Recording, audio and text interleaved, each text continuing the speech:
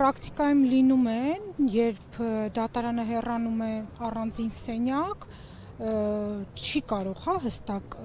ժամանակահատված ասել, թե ինչ ժամանակահատվածում կոնկրետ որոշում կկայացնի, հետո կգա կհրապարակի, ինքը արտառոց իրավիճակ չէ, պարզապես քաղաքացիների ընկալման տեսանկյունից անհարմարություն ստեղծեց, երբ որ դատարանը միանգամից եկավ, առանձին սենյակ հեռանալու վերաբերյալ հայտարարություն արեց եւ հեռացավ առանձին սենյակ։ Դա իրականում իրավաչափ գործընթաց է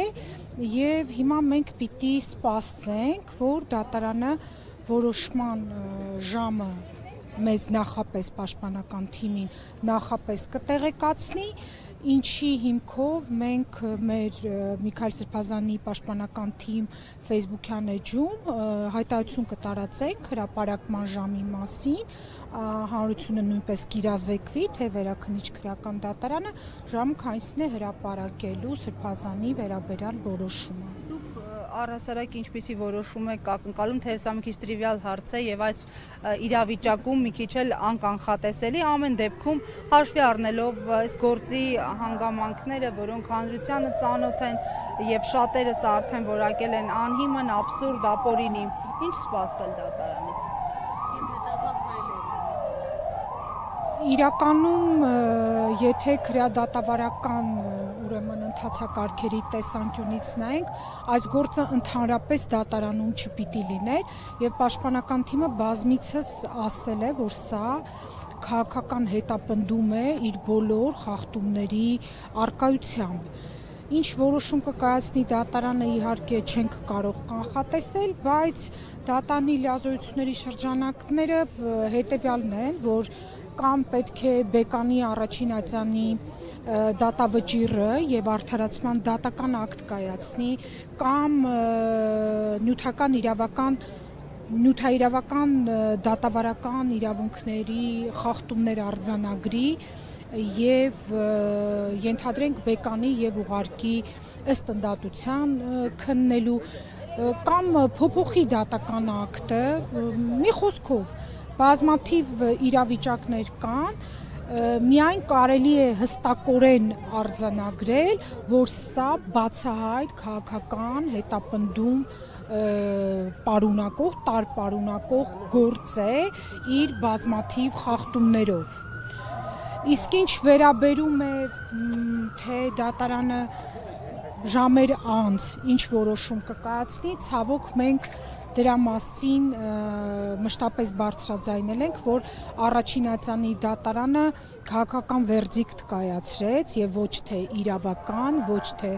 արդարադատության ոգուն համապատասխան, հետեւաբար լիահույս լինենք, որ այնուամենայնիվ այս վիճակում, այս հակաիրավական մթնոլորտում վերաքննիչ դատարանը իր մեջ ուժ կգտնի եւ արդարադատություն կիրականացնի, այն է կարդարացնի Միքայել Սրբազանը։ Բայց վերաքննիչը այդ լիազորությունները ունի, թե կարող է ուղարկել առաջին ատյանի դատարան նորից գործը քննելու։ Ոչ, ունի վերաքննիչ դատարանը, քրեական դատավարության օրենսգրքով նախատեսված այդ լիազորությունը նա կարող է բեկանել առաջին ատյանի դատավճիռը, որոշումը դատարանը վերաքննիչ կկայացնի, թե չէ, ժամեր անց ականատես կլինի։ Սրա համար նաև քաղաքական մի տեսակ այսպես կայունություն է պետք, կարծում եք դատարանի մոտ կա այդ դիրքը, այդ կշիռը, որպեսզի ինքնուրույն։ Ձեր տպավորությունը ո՞րն էր այս քննության ընթացքում, կգնա այդ քայլին վերաքննիչը եւ օրինակ կբեկանի առաջին ատյանի որոշումը։ Կարող է գնալ, այսպես ասել։ Ճիշտն ասած չեմ կարող ասել ինչ կանի վերաքննիչ դատարանը, դա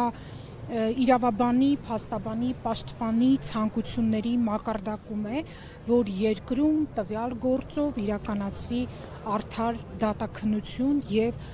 տեղի ունենա իրական արդարադատություն, բայց վերաքնիչ դատարանի կաշկանդվածության մասին այս պահին իրատեսական չի լինի, հա, ին դատողությունը, գիտեք, ամբողջ դատական համակարգն է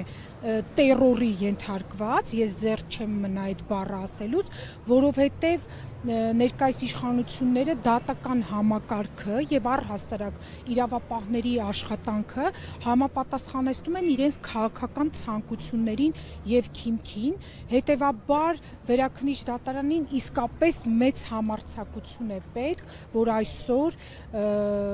իրական արդարադատ որոշում հրապարակի, բայց թեկուզ բեկանելը եւ դատավարական իրավունքների հսկայական խախտումները, հա, որ մենք օրեր շարունակ, դատական նիստեր շարունակ պաշտպանական խմբով մատնանշել ենք, հիմնավորել ենք, հիմա չեմ ուզում ոչ ձեզ, ոչ հանրությանը այդ հիմքերով ծանրաբեռնել, բայց խախտումները աննախադեպ են, թե քանակի առումով, թե որակական առումով։ Եվ եթե ստացվի այնպես, որ վերաքնիչ դատան այդ դատավարական խախտումներից թեկուզ մեկին անդրադառնա, ապա այս դատավճիռը անվերապահորեն պիտի բեկանվի, եթե մենք իսկական իրավաբանության մասին ենք խոսում։ Առաջնային խախտում առանցքայինը որը կհամարեիք։ Դե մենք խոսել ենք դրա մասին, ընդդատության խախտումն է եղել, որ ըստ էության այս գործով պատշաճ դատարան չենք ունեցել։ Կարծում եք վերաքնիչ դատարանը հնարավոր է, որ ընդդատության հարցին անդրադառնալով ոչ թե օրինակ արդարացման ակտ հրապարակի, այլ հետ ուղարկի, բայց նշի Շիրակի մարզի դատարան։ Այո, հնարավոր է։